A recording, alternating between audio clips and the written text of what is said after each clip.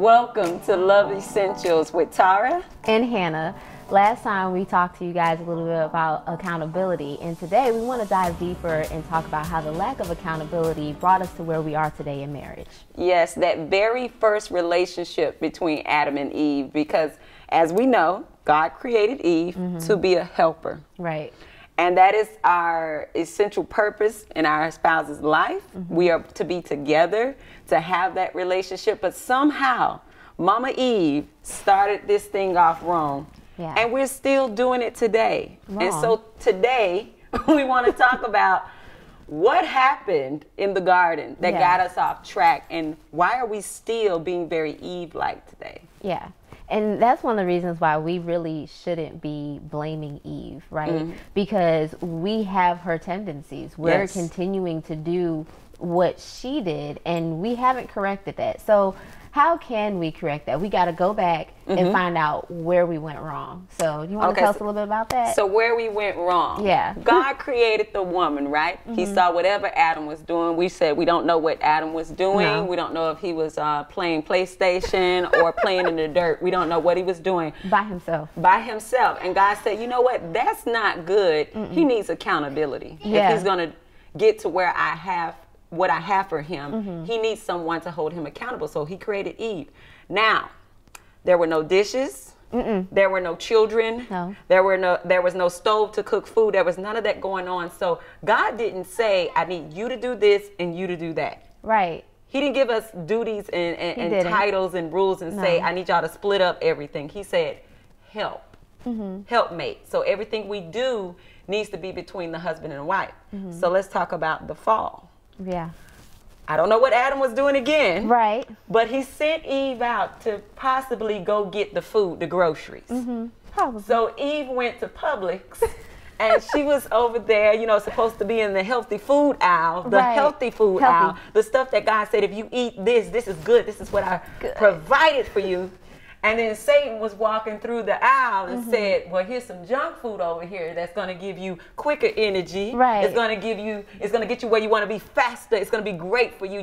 You drink this, you eat this, you're going to have the wisdom of the Lord. He was like an infomercial. He was an infomercial. Right there in the garden said, you know, that healthy stuff is, you know, but that's going to take long. Right. You know, eventually you're going to get that. It don't taste as good. It don't taste as good. It's not as enticing. Right. But over here, now you eat this. Right. It's going to blow your mind. Right. You're going to be like God. And she was like, give me some.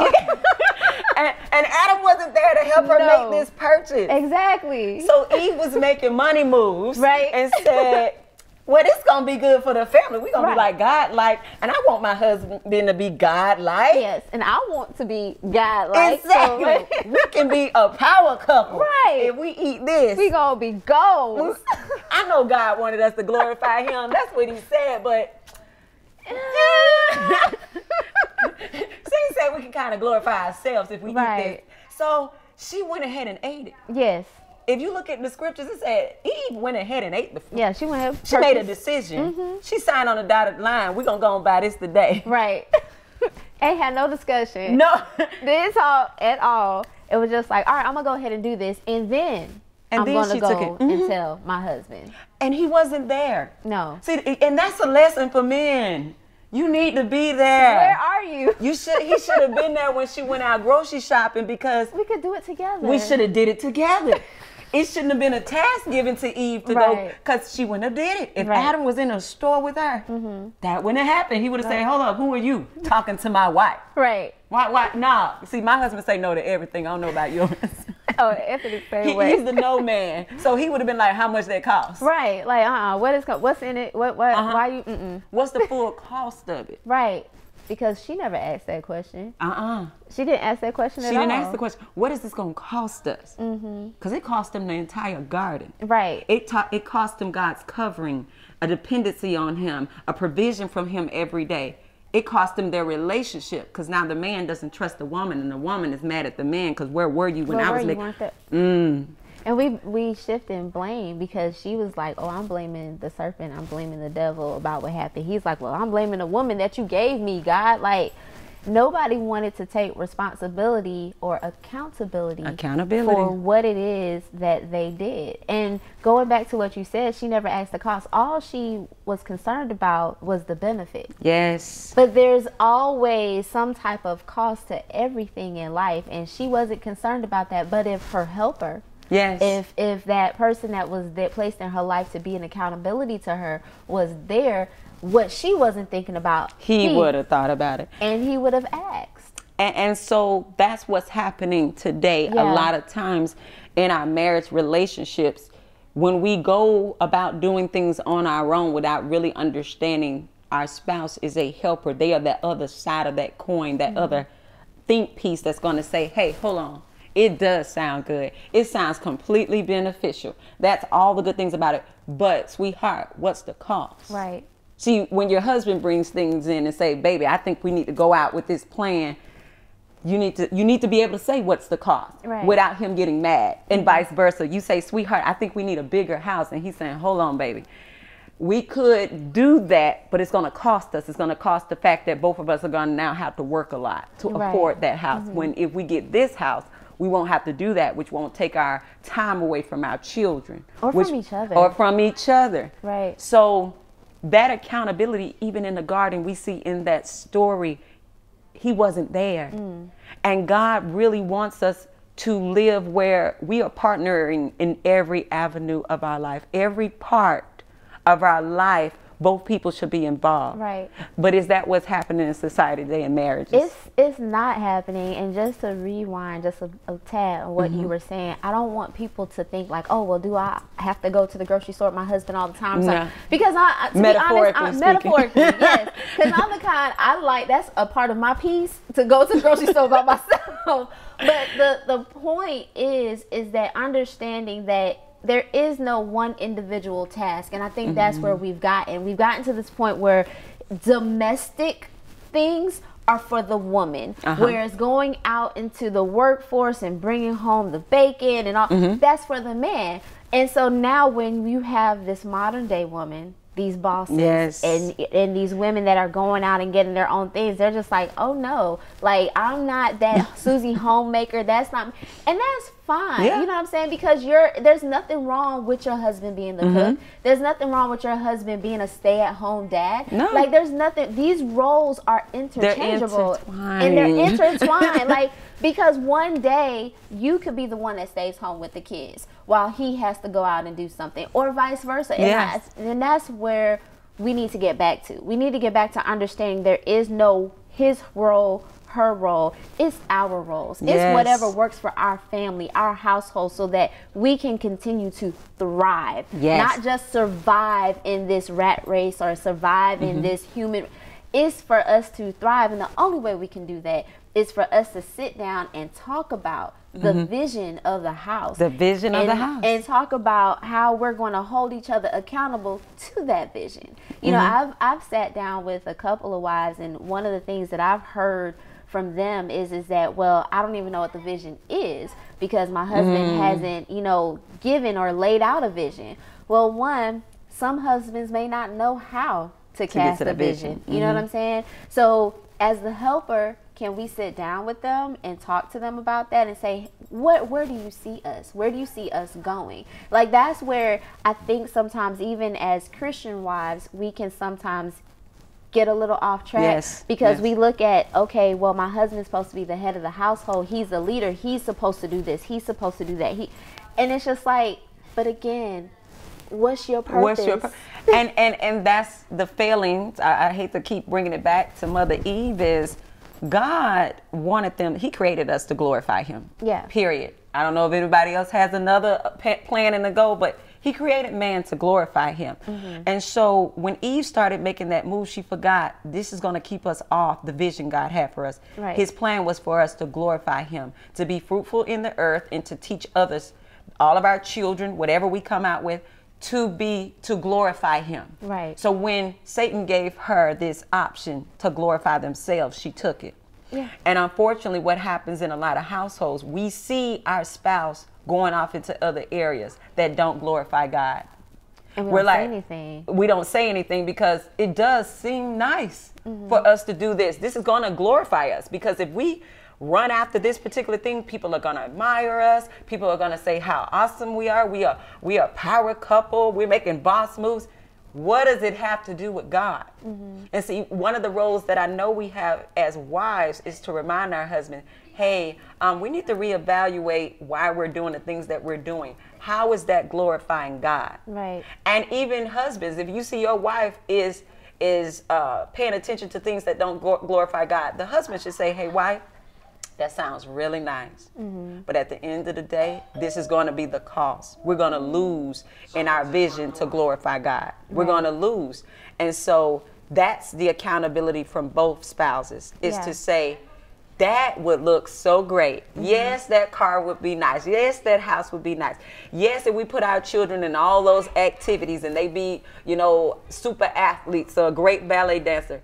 But are we teaching them to still glorify God? Right. And when that's not happening, that's when the family is off course. And that's what's happening to the 21st century family, is we're not coming together first saying, let's settle ourselves. Why are we making these decisions? Why do you want to start that business? Is it so that we have more family time? Right. Because if you start that business, now we're all going to be working 70 hours a week. Right. And there's no more family time. There's no more togetherness. Like, I understand, and this is a conversation that Anthony and I have had with each other on numerous occasions, where we talk about the difference between complacency and contentment. And a lot of times I think people get the two intertwined, because with contentment, you're like, if I don't get anything else, everything that I have is enough. Like, I'm satisfied. God, if you decide to bless me with a bigger house, great. I give you glory and praise for it. But if this is it, because this where I am now, it is far more than what I had when I was younger. You know what I'm saying? So I am grateful for it. But then with complacency, that's you just getting comfortable, stuck in a rut, and just not even looking to continue to honor God with the things. It's just like, oh, okay, this is it. I'm fine. I'm straight.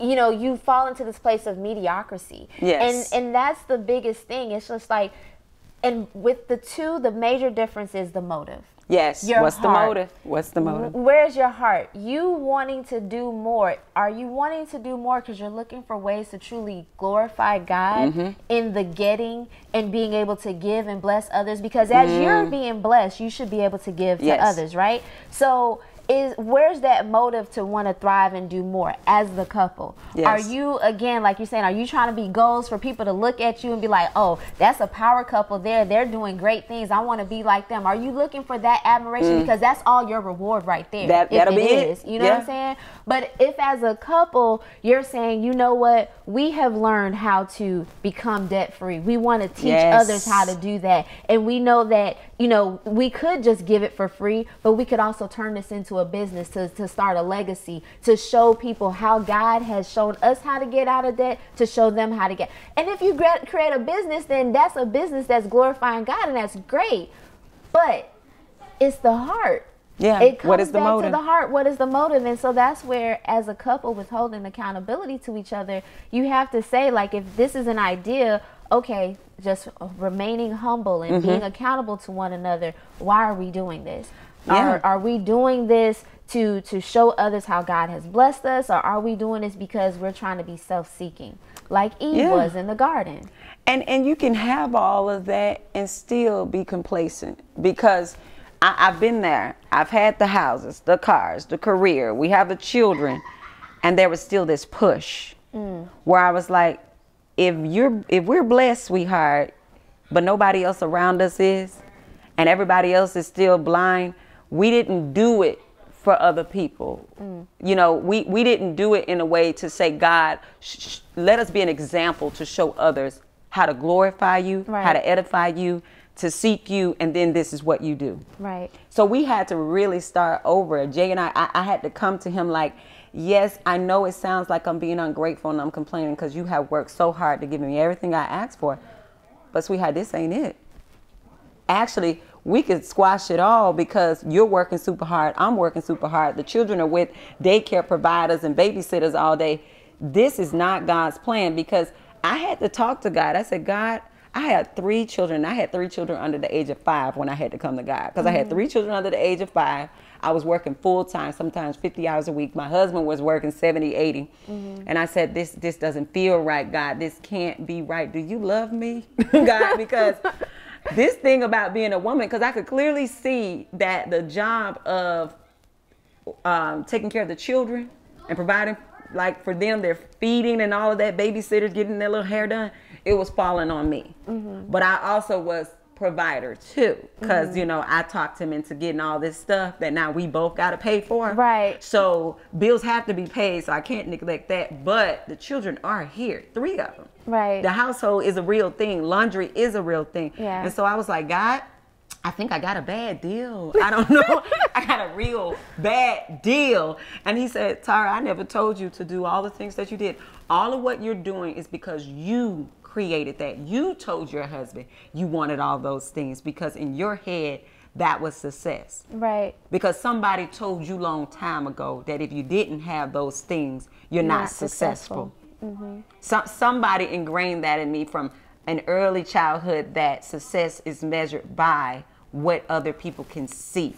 Not in the quality time that I spend alone in my house with my children and my husband. Not being able to speak into my child and tell them about God. Spending quality time where I'm just walking down the street. See, you post that on social media and people like, oh, that's so cute. Yeah, they give you some likes. She's a good mother. Oh, they're a nice couple. But you post a house and you post, yes, you blessed. You blessed. They don't say you blessed because you just sitting there reading with your child. That's not the likes.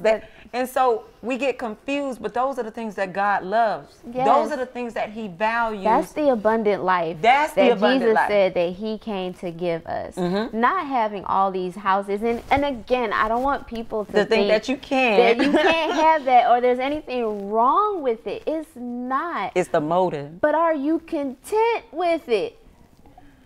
Yeah. In all that get understanding. Understand, ask yourself, is everything that you have, if you're working the 80 hours a week, your husband is working the 80 hours a week, you're not spending any time with the children who are supposed to be a blessing into your life. And there's other people are raising them, whether it's the after school care, you have a personal babysitter, the grandmamas, the nannies. And you're not spending any time with this family, but you got enough time to take a Instagram post and hey, it's us together, you know what I'm saying? But y'all really not spending time together? No, it's impossible. You really have to ask yourself, is this really the abundant life that God wanted me to have? I'm feeling overwhelmed. I'm feeling stressed out. Yep. And that's where you and your spouse got to sit down and have a conversation. Like, is this real? Is this right? But if you don't ever talk about those kind of things, then you're not holding each other accountable. You're doing your thing. You're over here being your own boss. He's over there being his own boss. The children over there doing their own thing. On the phone, on the tablets. We don't know what they're looking at. And you wonder, how did my child end up doing it? How much time have you been spending with them? How much have you actually taken into consideration? And again, that's not just the mother's job. No. It's the mom and the dad, both of y'all together paying attention to your kids. But if y'all so busy in your own little world. Paying for the debts that you created. Right. Because when you're in debt, you're in debt. It's like, if you don't go to work and you don't pay those bills, they're going to come get it. Right. But we create that, which I call, it's slavery. The Bible even says that. You know, the borrower is slave to the lender. So I have all these things we now have to pay for because we made this our desire. In trying to glorify ourselves. So now we have all these desires that we went after that we have to pay for.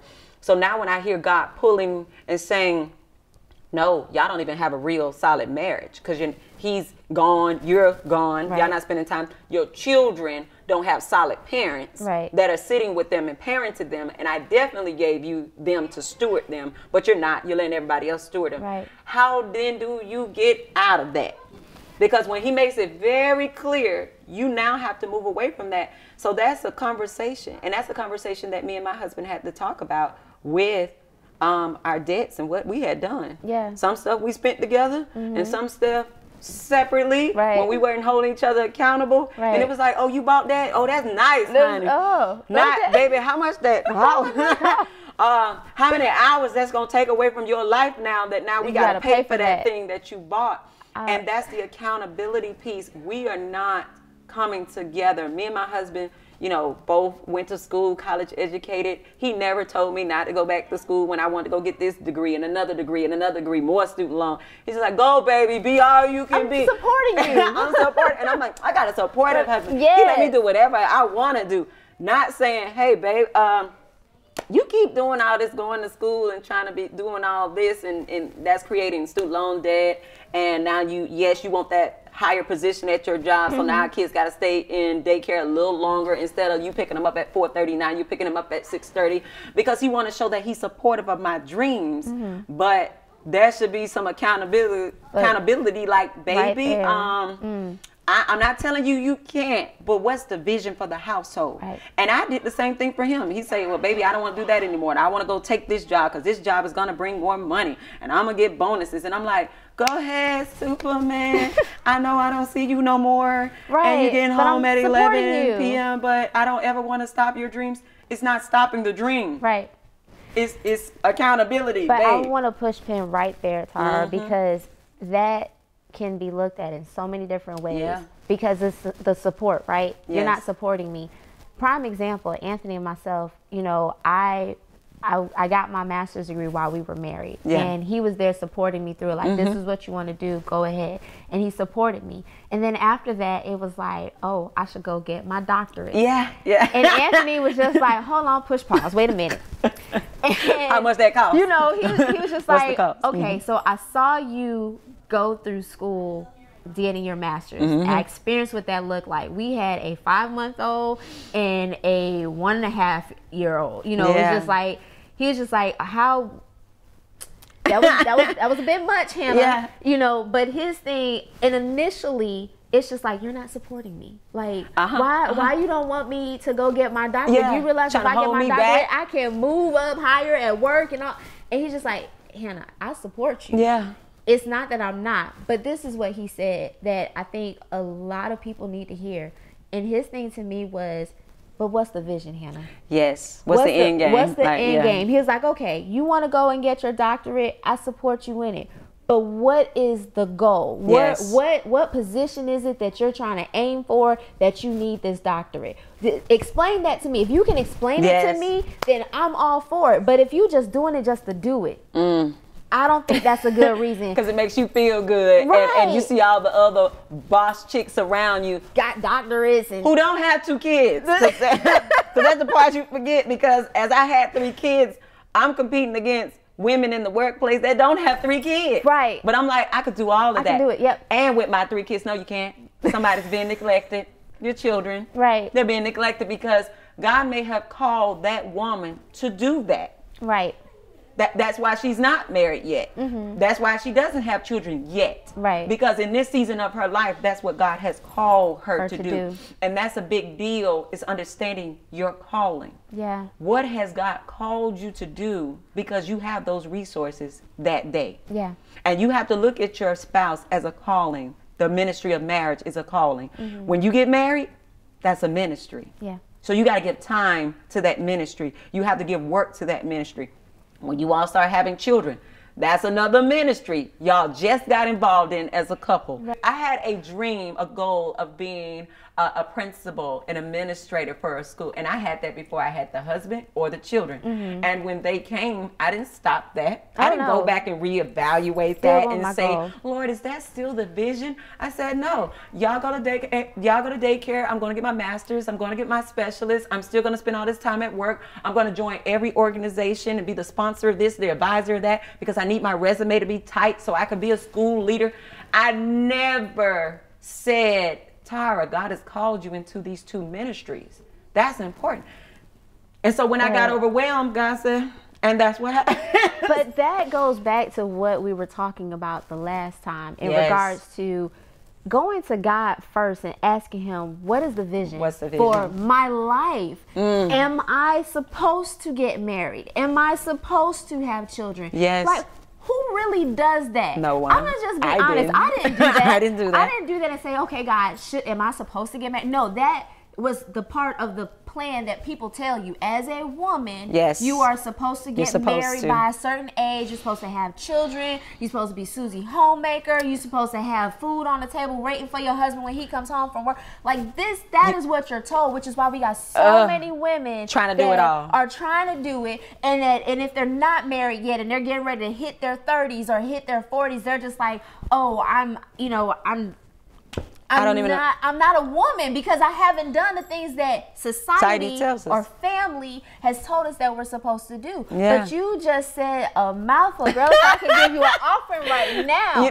because seriously, the thing is that if you don't go to God with that first, and then you just start living, you got all these goals and visions for yourself, and then now you got the husband, and you're like, oh well, I have the husband because that's a part of my checklist. I checked it off. Okay, so I went to college. I got the career, I got the husband, all right, but I'm still not at my career goal yet, but that hasn't stopped because I haven't checked that off yet. Okay, we have some kids, check. I'm doing it, but you're tired. But you're not realizing that these are ministries. They're all ministries. So because you don't even recognize that this is a ministry, you just like checklist. I'm checking stuff. I'm checking boxes on a list. Yeah. It's like going to church. You joined the ministry, but you didn't do anything with it. You got a lot of people on ministry rosters. I'm on the usher board, but I don't actually serve on my Sunday. No. That's what you're saying. I joined the prayer intercessory team, but I don't pray for nobody. So it's the same thing. God, I asked for the ministry. I'm in the ministry. But I'm not ministering. No, because I'm in 5 different ministries. Yes. Because I'm just joining all these things so that I look like I'm successful. Like I look like I'm doing something. It's the same thing with Christians. They're joining all these ministries because I'm a super Christian. Yes. But you're not doing any of them effectively. Where's your fruit? And what's the calling God called you to be? Because if you're walking in the calling God gave you, you will be fruitful. But when you're trying to walk in everybody else's calling, something's going to suffer. Right.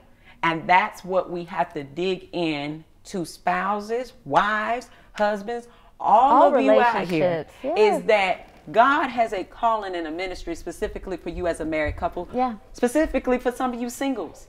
And you have to tap into that, and that is our goal in every segment. And we're going to talk more about that next week when we go into intercession for your spouse, because some of y'all need some intercession right now to get off of this roller coaster that you are on. Right. And we are going to discuss that. Next week. That's next week. We gotta. But if you want to hear more, come back and join us. Cause like seriously, this is good. This was good for me. It's like ministry to our soul. Yes. I'm telling you, God woke me up, pulled me out, and said, "I do love you, Tara. Yes. I really do love you. I never put all that stuff on you. You let society put that on you. You let yourself put that on you. You did that." Right. Like Eve, you took the apple, you bit the fruit because somebody told you that's what you needed, but I had already provided a plan for you. Right. I had already provided a life full of joy and peace for you, darling. You just never asked me. You never took it on. You bit the fruit. Right. And so you dealing with the fruit. And I said, God save me. Get me out of this. I throw it all in the trash. I don't want it anymore. Right. I don't want it anymore. And I have changed, and I'm going to go through that journey. We're going to talk about that because I realize God loved me. Yes. He don't want me overwhelmed. He loves all of us. Yes. And we just have to realize we have to find our rest in Him. And allow Him to order our steps. Allow Him to order direction. Why? Because He said, I know the plans I have for you. Yes. So if He knows the plans, why are we trying to create our own blueprint? No, not no more. No. So that will be... next week as we dig deep, because some of y'all got to get off this. You got to get off this hamster wheel, and we're going to help you with that as we continue to discuss Love Essentials. Yes. Until next time. Take care.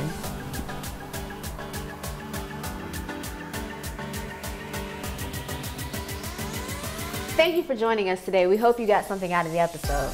If you want to connect with us, you can email us at loveessentialsshow@gmail.com. Or check us out on Facebook at Love Essentials.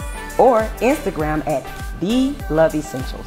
You can also check me out on Hannah's World Podcast on Spotify or iTunes. And check me out at TaraBody.com, where you can pick up my latest book, Marriage is a Beautiful Thing, but I Wish I Would Have Known. We appreciate you watching our show today. Take care. Bye.